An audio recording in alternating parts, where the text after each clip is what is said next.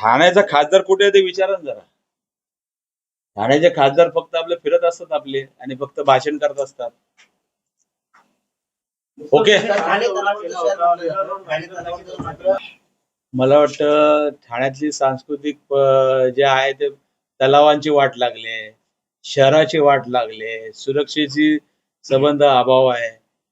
शहराचा विकास पण पूर्णपणे अजूनही अर्धवट स्थितीत आहे. ठाण्याची अवस्था काय आहे ती बघा, नागरिकांना विचारा, म्हणजे लोक तुम्हाला सांगतील काय आहे ते.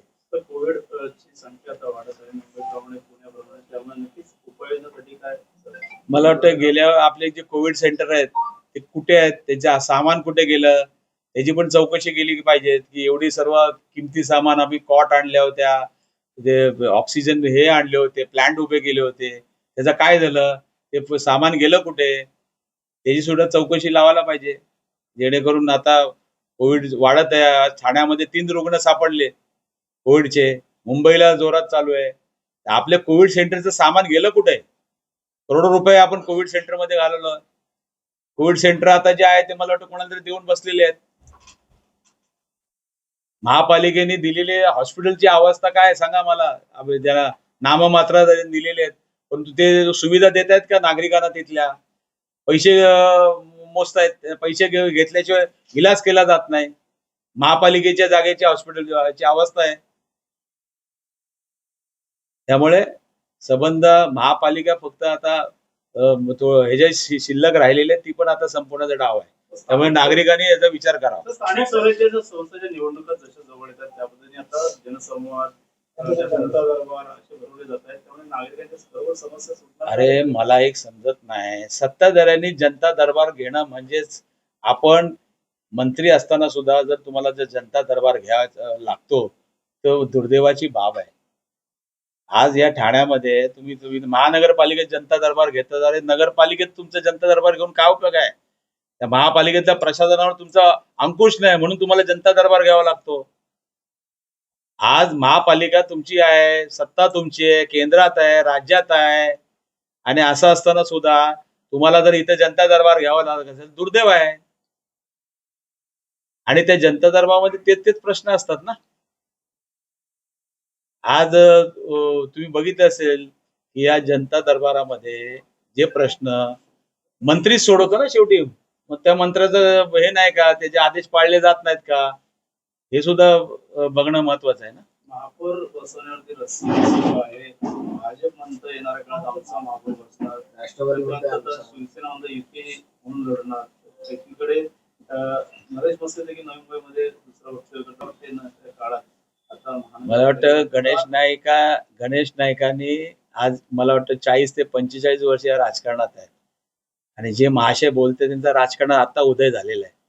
ते मला वाटतं त्यांनी प्रत्येक, ते तर इंदिरा गांधी बद्दल पण बोलतात, ते पवार साहेबांबद्दल बोलतात, एवढे महान नेते. त्यामुळे त्यांनी पहिले स्वतःचा बघून मग दुसऱ्याकडे बघावं.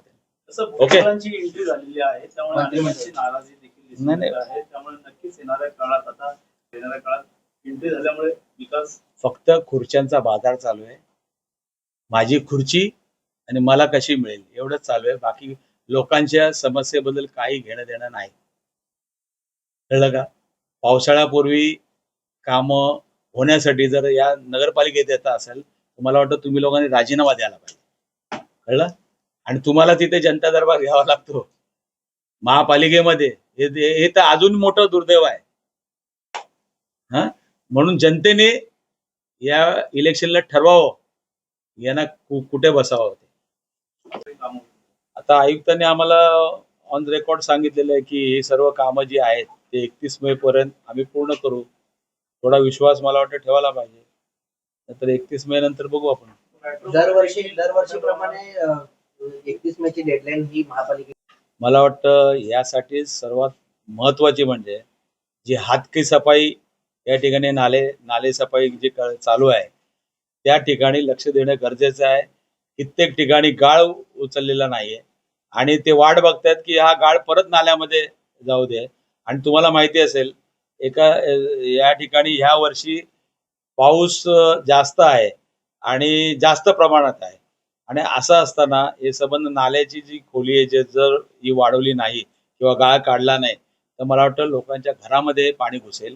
ही गंभीर बाब या दृष्टिकोनातून त्यांच्या निदर्शनास आणलेली आहे. गेल्या काही वर्षापासून हम्म.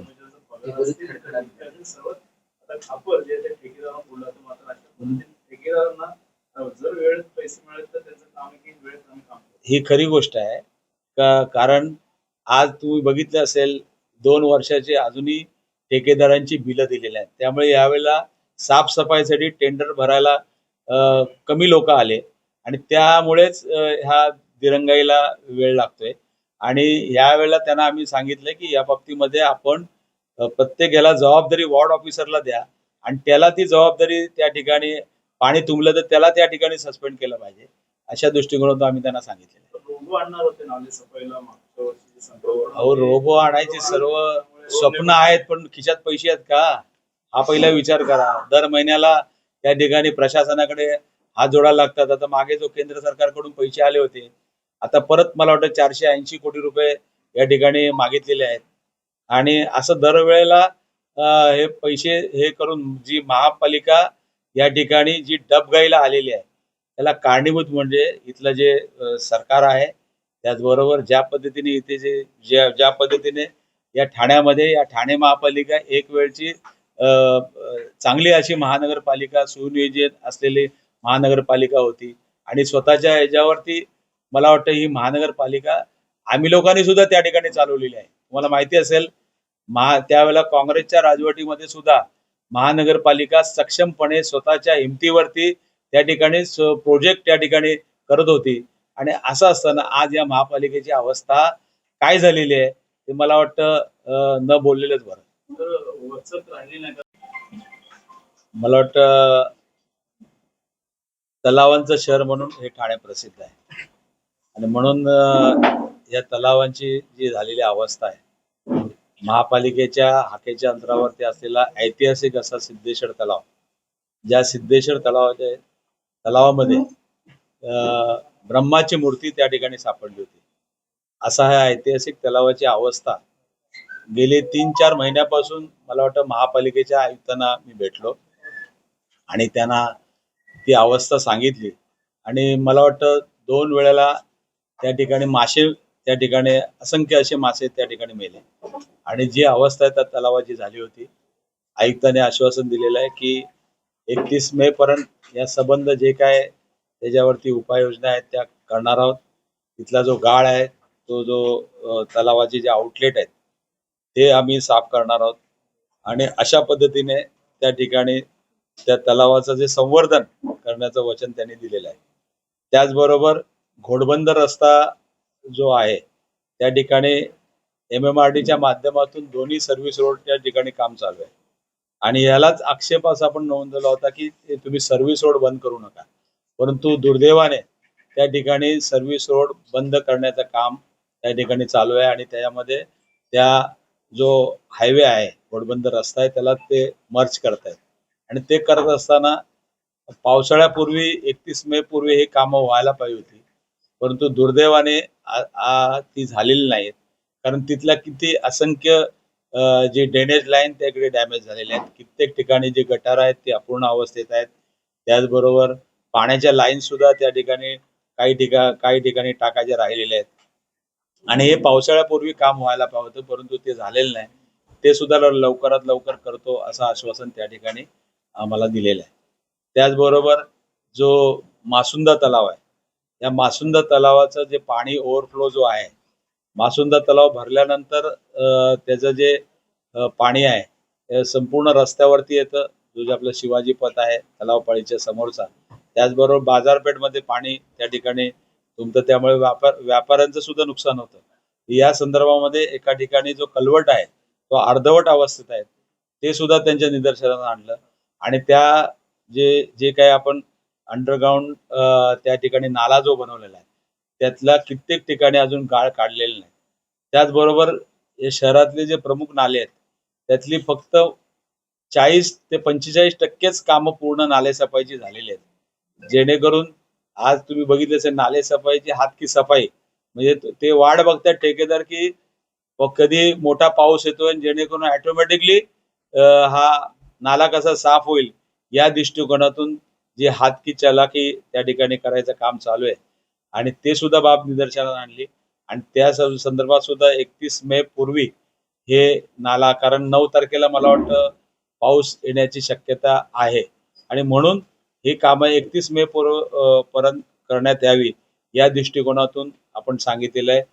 स्टेशन रोड असेल किंवा आतला जो बाजारपेठ रस्ता असेल या ठिकाणी सुद्धा वाहतूक कोंडी होते. लोकांना जायला सुद्धा फुटपाथवरती जागा नाही. अशा परिस्थितीमध्ये जे काय आज बेशिस्तपणा वाढलेला आहे फेरीवाल्यांचा, तो सुद्धा त्या ठिकाणी दूर करण्यासाठी सांगितलेला आहे.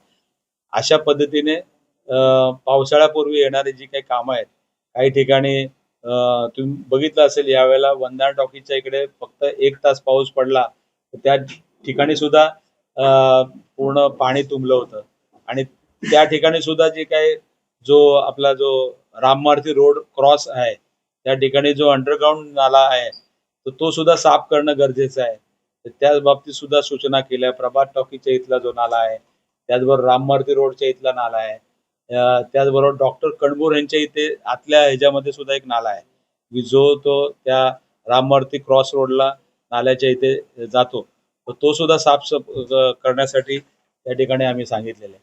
अशा पद्धतीने वेगवेगळ्या ठिकाणचे जे काय पाणी तुंबतं त्या संदर्भामध्ये सांगितले.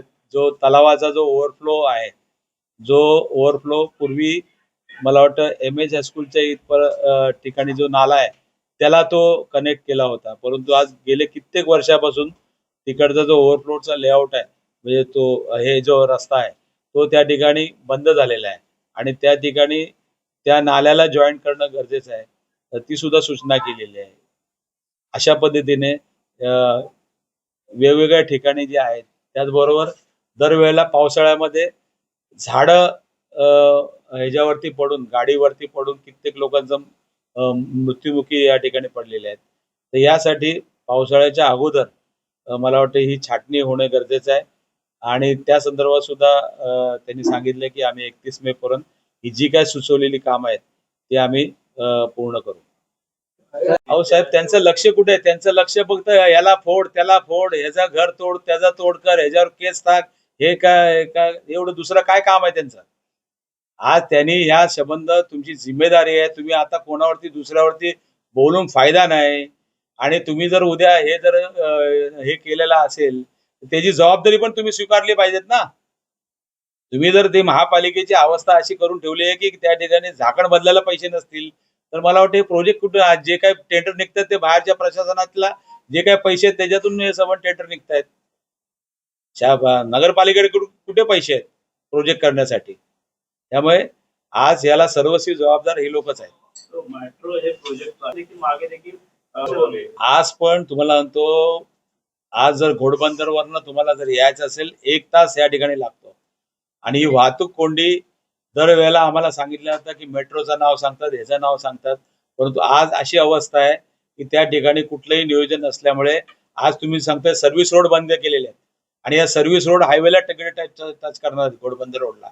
तर काय अवस्था होणार आहे? हे जेवढे हाऊसिंग कॉम्प्लेक्स आहेत, मोठमोठे जे आहेत, जे गृह संकुलन आहेत, यांची अवस्था काय होणार आहे? उद्या समजा फायर ब्रिगेड असेल किंवा एखादा हार्ट पेशंट असेल, त्यांनी जायचं कसं? हा पूर्ण रस्ता जर ब्लॉक झाला तर सर्व्हिस रोडच्या मार्गाने त्या ठिकाणी जायची पर्यायी व्यवस्था होती, परंतु आज ती सुद्धा पर्यायी व्यवस्था तुम्ही लोकांनी काढून टाकली.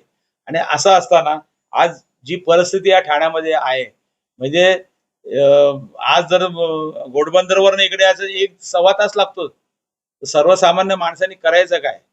आज नोकरीवरती सुद्धा माणूस वेळेवर जाऊ शकत नाही, फ्लाईट पकडू शकत नाही, ट्रेन पकडू शकत नाही, अशी सर्वसामान्याची अवस्था या ठिकाणी झाली. पण ऐकायला यांना कोणाला वेळ कुठे आहे? हे आपल्या यांच्या खुर्ची वाचवण्यामध्ये मग्न आहेत सर्व. तर मुख्यमंत्री देवेंद्र फडणवीस आज बैठक जॅकेटवाले खासदार त्यांना विचारत आहे. कारण वरती हल्ला केला होता, मात्र त्यांच्या शिवसैनिकांवरती हल्ला झाला. कसं बघतात या गंभीर?